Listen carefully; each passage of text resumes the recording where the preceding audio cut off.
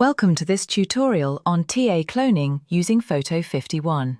TA cloning is a simple and cost-effective method that exploits Taq polymerase's ability to add a single adenine, A, to the 3' ends of PCR products. These A-tailed inserts can be ligated into vectors with complementary thymine, T, overhangs. Note that vectors must be linearized with 3' T overhangs specifically designed for TA cloning. Prepare your destination vector. Go to My Files and select your destination vector. Double-click the file to open it, or select it and click Open in the top toolbar. Navigate to the Cloning toolbar and click TA Cloning to open the cloning workflow window.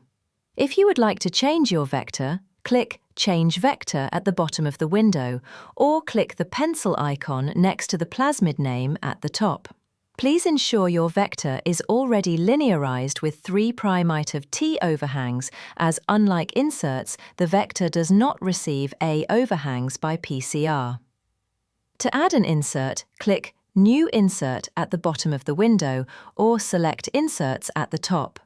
Choose your insert from My Files, paste in a sequence, or drag and drop a file. The insert should have 3' of A overhangs, typically generated by PCR with Taq polymerase. Photo51 will show the insert's linearized region and ensure compatibility with your vector. When finished adding inserts, go to the bottom of the window and click Assemble. Photo51 will simulate the TA cloning reaction and display a visual preview of your assembled plasmid. When satisfied, click Save Assembled Product to store your new construct in My Files.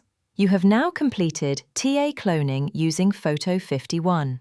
For more cloning workflows and tips, check out our other tutorials.